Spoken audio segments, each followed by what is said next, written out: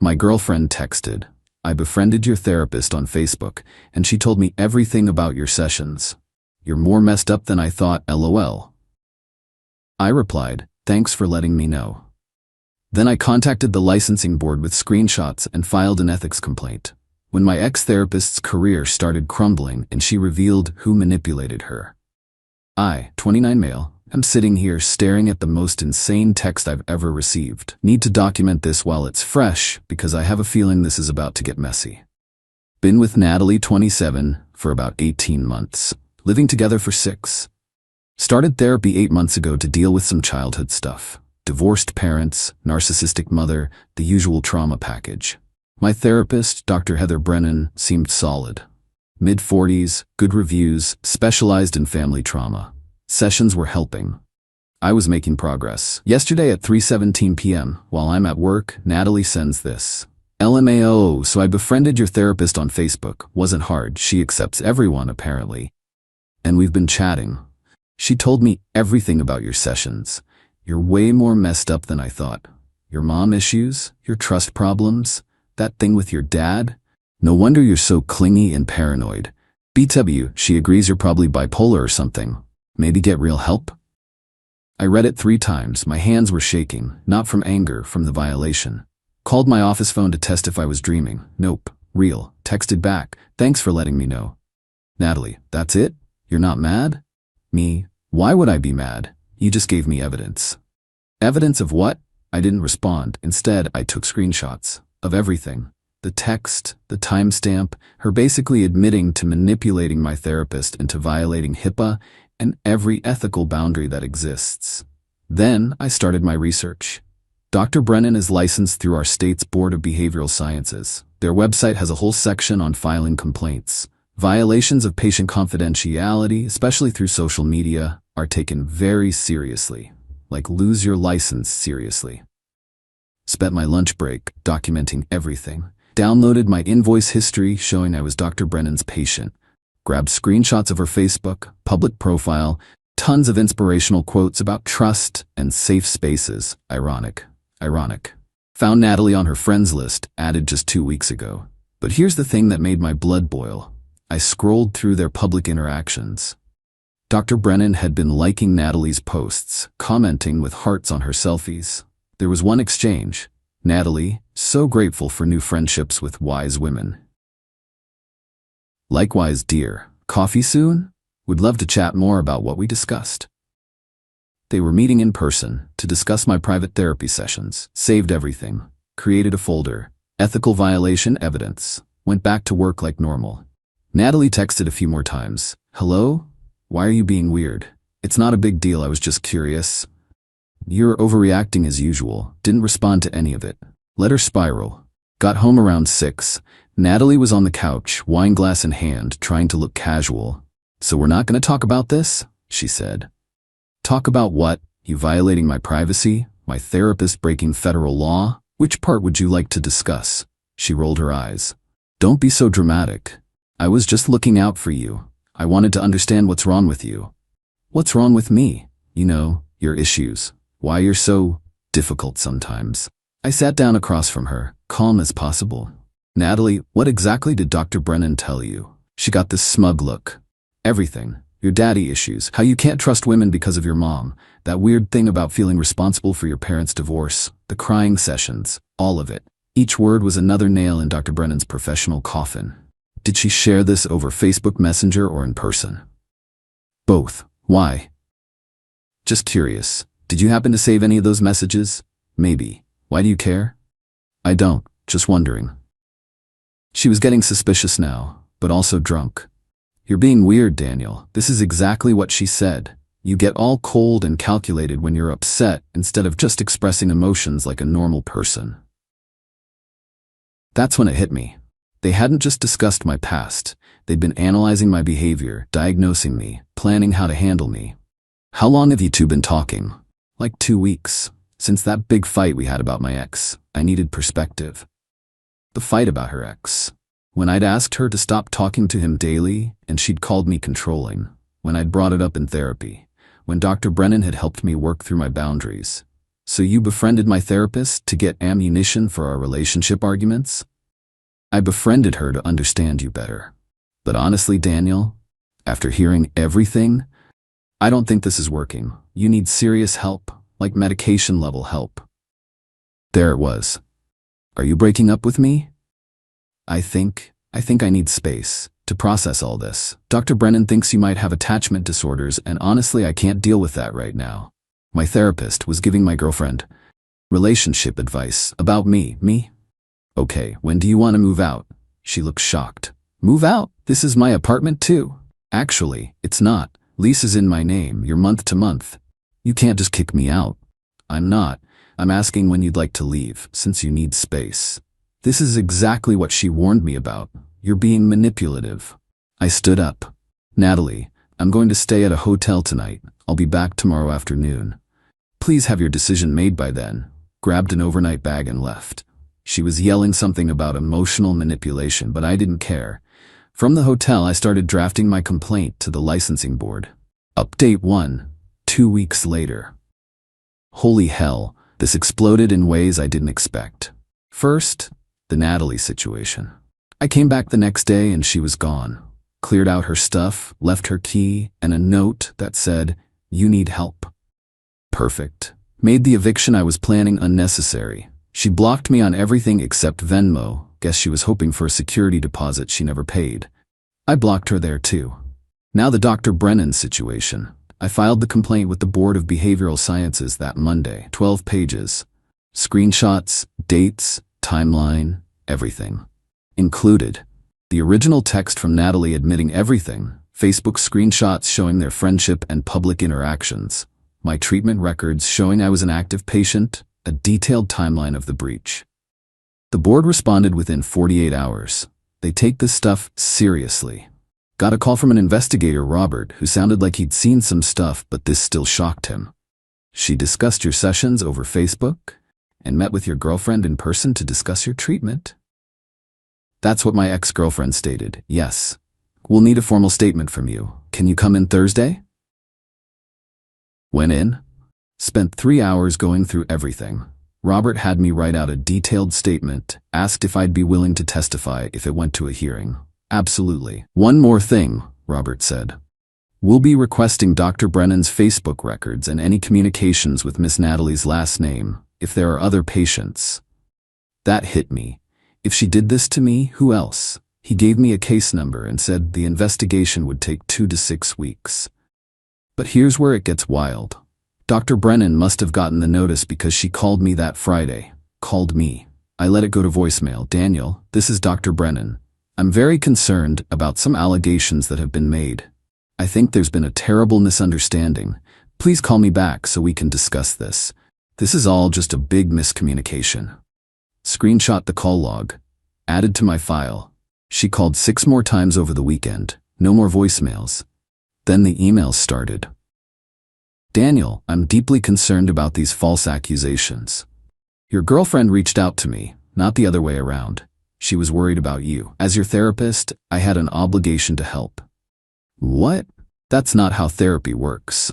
I forwarded everything to Robert. Then Monday morning, the real bomb dropped. Got a Facebook message from a woman named Claire. Hi, you don't know me, but I saw your post in the city community group about Dr. Brennan. She was my therapist too. She became friends with my mom on Facebook and told her about my sessions. I thought I was crazy. Can we talk? We talked. Claire had been seeing Dr. Brennan for anxiety. Dr. Brennan befriended her mom, told her that Claire was exaggerating her childhood abuse, that she needed to forgive and reconnect with her abusive father. Claire's mom used this information to ambush her at a family dinner. Claire had complained to the board 6 months ago, but withdrew it after Dr. Brennan threatened to sue her for defamation. She said she'd ruin my life. Said no one would believe me. I was already dealing with anxiety, and I just gave up. I gave her Robert's direct number, told her she wasn't alone now. By that Wednesday, 3 more former patients had reached out. All women. All had similar stories. Dr. Brennan befriending family members or partners on social media, information from sessions being shared, boundaries being violated. We started a group chat. The stories were horrifying.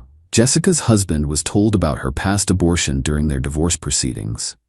Amy's mother was given details about her sexual assault to help her understand. Catherine's ex-boyfriend was coached on how to handle her depression. Dr. Brennan had been doing this for years. But then came the twist I didn't see coming. Got a text from an unknown number. "This is Natalie. I know you blocked me, but I need to tell you something. Heather contacted me first. She reached out to me on Facebook, said she was concerned about you. I thought it was weird, but she said you were in crisis. I'm sorry. I didn't respond, but I screenshot it. An hour later, another text. She told me you were dangerous, said you had attachment disorders, and she was worried about my safety. She said befriending her was my idea so you wouldn't get suspicious. Daniel, I think she planned this." Now I responded, "Send me everything. Screenshots, messages, all of it." The flood came. Dozens of messages. Dr. Brennan had reached out to Natalie the day after our session about boundaries with the ex. Told her I was showing concerning signs, and as a mandated reporter, she was worried. But it got worse. Dr. Brennan had been coaching Natalie, telling her what to say to trigger me, what buttons to push, how to make me seem unstable. If he gets upset, document it. We might need it for his treatment plan. Try mentioning his mother. See how he reacts. Don't give him space. Push for emotional responses. She was using my girlfriend to gather ammunition for something. The last message from Dr. Brennan to Natalie, sent the day after I filed the complaint. "If anyone asks, you reached out to me first. You were concerned about his mental health. I tried to maintain boundaries, but you were persistent. This is important, Natalie. My career depends on it." Natalie had typed back, "This feels wrong. Dr. Brennan, do you want him to get help or not? Sometimes we have to protect people from themselves." I forwarded everything to Robert immediately. His response was quick. "Come in tomorrow. Bring everything." Update 2, 1 month later. The investigation moved faster than anyone expected. Turns out when 5 patients file similar complaints with documented evidence, the board takes action. When those complaints include evidence of the therapist coaching people to manipulate patients and then trying to cover it up, they move at light speed. Dr. Brennan was suspended pending investigation within a week of my meeting with Robert. But she didn't go quietly. First, she tried to contact all of us. Emails, calls, even showed up at Claire's work. Claire called the police and got a restraining order. That didn't look good for Dr. Brennan's case. Then she hired a lawyer and tried to paint us as coordinated attackers who were retaliating because she wouldn't prescribe medication. She's not even a psychiatrist, can't prescribe anything. Her lawyer sent us all cease and desist letters. We all forwarded them to Robert. But here's where Dr. Brennan really messed up. She went on Facebook and posted this long rant about false accusations and mentally ill patients targeting healthcare workers. She didn't name names, but said enough that anyone could figure it out. Screenshot. Sent to Robert. Then she created a webpage called The Truth About the Lies, where she posted what she claimed were session notes, proving we were all delusional. Except, those weren't our real session notes. She'd fabricated them. I know because my real ones were subpoenaed by the board and they looked nothing alike. She claimed I had violent ideation and paranoid delusions. The real notes talked about normal childhood trauma and relationship anxiety. Nothing about violence or delusions. The investigation revealed she'd been friends with at least 23 patients or their family members on Facebook. She'd shared confidential information with at least 11 non-patients. She'd been charging insurance for 90-minute sessions but only meeting for 45 minutes. She wasn't even keeping proper records, just making stuff up later. The hearing was scheduled for last Thursday. All 5 of us testified via Zoom. Dr. Brennan was there with her lawyer, wearing this conservative outfit like she was cosplaying a responsible therapist. My testimony was straightforward. Read my statement, showed the evidence, answered questions. The board members looked increasingly horrified as I went through the timeline. Dr. Brennan's defense was basically, "They're all lying. I was trying to help. These patients are disturbed." Then Claire testified. Then Jessica. Then Amy. Then Catherine. By the time Catherine was done, one board member looked physically ill. Dr. Brennan's lawyer tried to claim we were all misunderstanding therapeutic techniques and that family involvement is sometimes necessary. The board chair, an older woman who looked like she'd seen everything, said, "Mr. Peterson, are you suggesting that discussing a patient's sexual assault with their mother via Facebook Messenger is a recognized therapeutic technique?" Even he looked embarrassed. Then came the star witness, Natalie. She'd agreed to testify after I sent her information to Robert. She was brutal. Went through every message, every manipulation, how Dr. Brennan had convinced her I was dangerous when all I'd done was ask for boundaries with an ex. She told me he was going to hurt me, Natalie said. She said I needed to document everything for when he snapped. But Daniel never snapped. He just left. Got a hotel, like a normal person who needed space. Dr. Brennan actually interrupted. "She's lying. They're all lying. This is a conspiracy." Her lawyer tried to shush her, but she kept going. "Daniel is manipulative. He turned everyone against me. Check his history. Check his records." The board chair had to mute her. The decision came 2 hours later. License revoked permanently. She can never practice therapy in our state again. The board is also referring the case for criminal prosecution for violation of HIPAA. Each violation can carry up to $50,000 in fines and a year in jail. She violated it at least 11 documented times. But the best part? The board is sending notices to every state licensing board in the country. She can't just move and start over. Dr. Brennan lost it. Started screaming about lawsuits and discrimination and how we'd destroyed an innocent woman. Her lawyer literally walked out while she was mid-rant. Final update, 2 months later. Figured I owe you all a conclusion to this insane saga. Dr. Brennan tried to sue all of us for defamation. The case was dismissed with prejudice, meaning she can't refile, because, as the judge put it, truth is an absolute defense against defamation, and the plaintiffs have provided overwhelming evidence of the truth. She had to pay our legal fees, all 5 of us. That bill came to about $47,000. Then the criminal case hit. The DA's office decided to prosecute for the HIPAA violations. 11 counts. She pled guilty to 5 counts to avoid jail time, got 2 years probation, 500 hours of community service, and $250,000 in fines. But that's not even the end. Her malpractice insurance dropped her, then sued her to recover the money they'd paid out to settle claims from other patients who came forward after the story hit the news. Last I heard, 12 more former patients were suing her. She had to sell her practice building. Her house is in foreclosure. She filed for bankruptcy last month. Someone sent me her LinkedIn. She's working as a life coach now, except she legally has to disclose she lost her therapy license for ethics violations. Somehow I don't think that's going well. The real kicker? Found out through the grapevine why she targeted me specifically.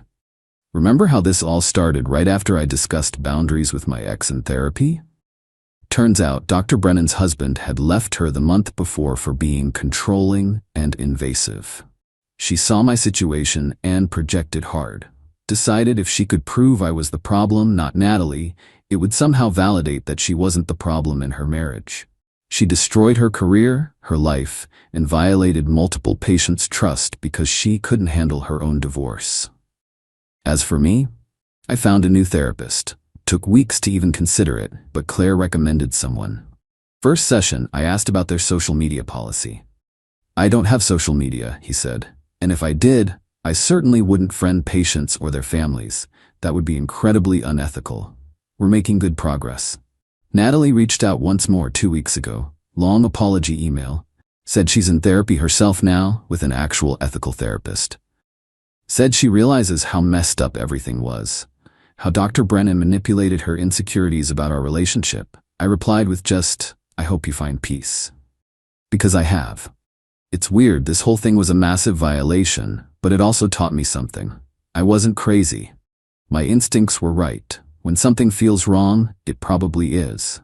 And sometimes the best revenge isn't planned or calculated. Sometimes it's just refusing to let someone's violation of your trust go unchallenged. Sometimes it's just doing the right thing and letting the consequences follow. Dr. Brennan destroyed herself. All I did was hand her the rope. To everyone who reached out with similar stories, thank you. We created a support group that meets monthly, virtually. If you've experienced something similar with a therapist, counselor, or any healthcare provider, please know you're not alone. And you're not crazy. Report them. Document everything. Don't let them convince you it's normal. It's not. Edit, since people keep asking, yes, this is real. I've removed some identifying details, but the basics are all true. And no, I'm not sharing the news articles. We've all been through enough without internet sleuths digging up our real names. Edit 2. To the therapists reaching out saying this gives the profession a bad name, you're right to be concerned. But ignoring bad actors makes it worse. Police your own. The number of therapists who apparently knew Dr. Brennan was sketchy, but said nothing is disturbing. Edit 3. Natalie and I are not getting back together. That bridge isn't just burned, it's nuked from orbit. We were both manipulated, but the relationship was clearly not healthy even before Dr. Brennan's interference. Final edit. The 5 of us from the original complaint are considering writing a guide for recognizing and reporting unethical therapy practices. If there's interest, maybe we'll post it somewhere. Knowledge is power, and no one should go through what we did. Stay safe out there. Trust your gut, and if your therapist tries to friend your mom on Facebook, run.